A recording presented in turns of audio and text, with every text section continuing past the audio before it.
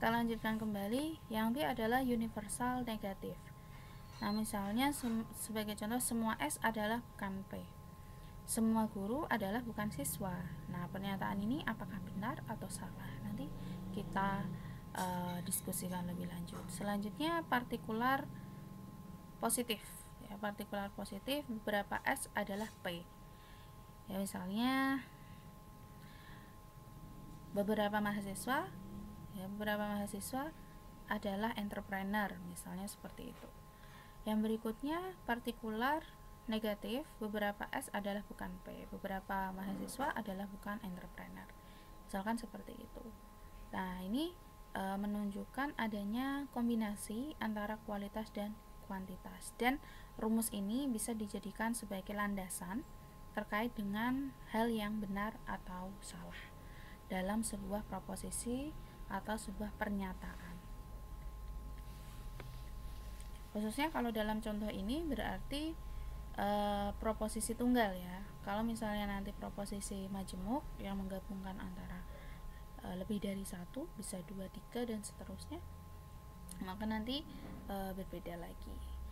Nah, dalam proposisi, khususnya proposisi ini ya, dalam proposisi khususnya proposisi hipotetik, ini terdapat distribusi.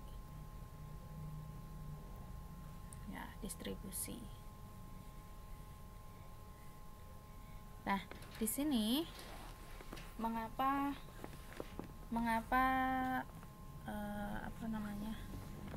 terdapat distribusi? Maksudnya adalah untuk menentukan ya, apakah sebuah term ini mencakup semua atau hanya ditujukan bagi sebagian. Ya, apakah sebuah term ini mencakup universal atau partikular. Nah, tujuan dari distribusi proposisi ini. Nah, adapun untuk distribusi proposisi dibagi menjadi 4. Ada proposisi universal positif, ada proposisi universal negatif, ada proposisi partikular positif, dan juga ada proposisi partikular negatif. Nah, di sini hampir sama ya pembagiannya dengan jenis proposisi yang sudah kita ulas sebelumnya, diberikan kode A, E, I, dan O. Nah, adapun untuk contoh ya yang proposisi universal positif, itu term subjek terdistribusi ya, sementara term predikatnya tidak terdistribusi. Jadi kalau misalnya semua guru adalah sarjana misalnya. Nah, maka semua guru, semua kata semua ini subjeknya semua guru ini terdistribusi ya, sementara kata sarjana ini tidak terdistribusi karena barangkali ada juga guru yang bukan seorang sarjana. Ya, bisa jadi dari lulusan pesantren atau dari magister atau doktor dan lain sebagainya. Yang kedua, proposisi universal negatif. Nah, di sini subjek terdistribusi sementara predikatnya juga terdistribusi. Nah, misalnya contoh, semua mahasiswa adalah bukan dosen. Nah, ini ya, semua mahasiswa kita khususkan, semua mahasiswa S1 adalah bukan dosen. Nah, ini untuk semua mahasiswa S1 itu terdistribusi karena memang mahasiswa S1 ya secara keseluruhan. Sementara untuk bukan dosen ini juga dihitung sebagai benar ya, terdistribusi. Ya, karena memang mahasiswa S1 tidak bisa menjadi seorang dosen. Begitu kira-kira.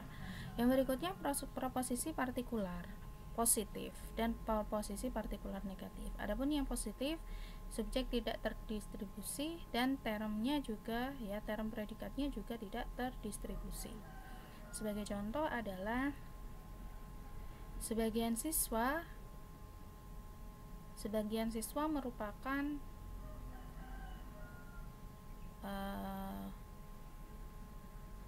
pemusik. Nah, sebagian siswa merupakan pemusik. Nah, sebagian siswa, ya siswa ini tidak terdistribusi dalam predikatnya, ya, karena bisa jadi tidak semua pemusik itu adalah siswa, atau bisa dibalik, tidak semua siswa merupakan pemusik. Kemudian untuk proposisi partikular negatif, ini term subjek tidak terdistribusi, sementara term predikatnya terdistribusi. Sebagai contoh, misalnya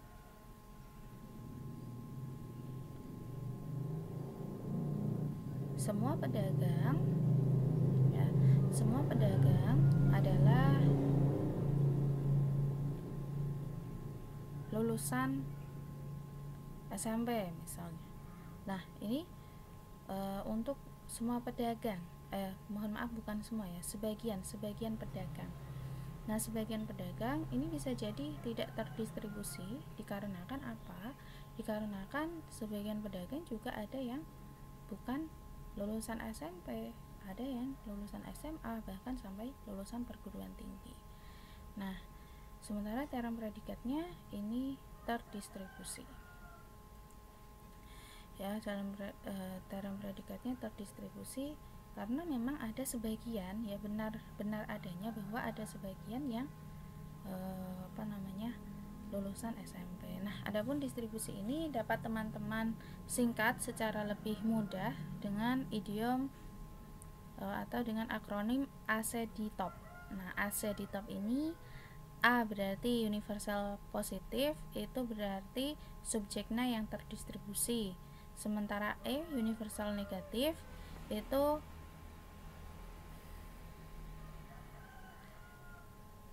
dua-duanya terdistribusi. Untuk partikular positif, nah ini untuk term kedua-duanya tidak terdistribusi, sementara partikular O, ya, atau negatif, ini yang terdistribusi hanya predikat. Kita lanjut pada hubungan antar proposisi. Hubungannya ini meliputi 7. Yang pertama hubungan ekuivalen, yang kedua hubungan bebas, ada hubungan subimplikasi, hubungan superimplikasi, hubungan kontraris, hubungan kontradiktif, dan hubungan subkontraris. Nah, dari sini ada hubungan ekuivalen atau hubungan kesetaraan. Ya, jika P benar, maka Q juga benar. Misalnya seperti itu, hubungan antar proposisi, khususnya ini untuk proposisi majemuk, ya, yang terdiri dari lebih dari satu proposisi. Nah, misalnya hubungan bebas, benar salah satu, maka tidak berimplikasi pada yang lain. Jika misalnya pernyataan satu benar, maka tidak ada implikasinya dengan pernyataan yang lain.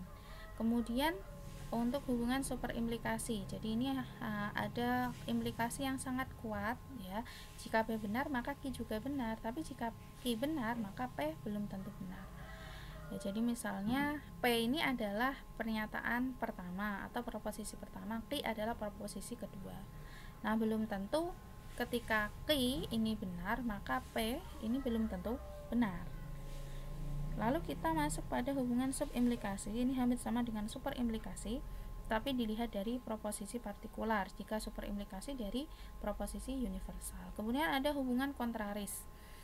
Nah, hubungan kontraris ini P benar, maka Q salah. Kemudian P salah, maka Q belum tentu benar atau juga salah. Tapi bisa juga hubungan subkontraris, ya, P salah maka Q benar, atau P benar, ya, jika P benar Q belum tentu salah atau benar. Atau bisa juga hubungan yang bersifat kontradiktif atau bertolak belakang. Jika P benar, maka Q salah. Nah, adapun untuk contoh lebih jauh nanti bisa kita ulas dalam diskusi, ya, untuk supaya teman-teman juga lebih paham contoh-contohnya. Baik, saya rasa itu. Jika nanti ada hal yang ditanyakan, silahkan ditanyakan. Wassalamualaikum warahmatullahi wabarakatuh.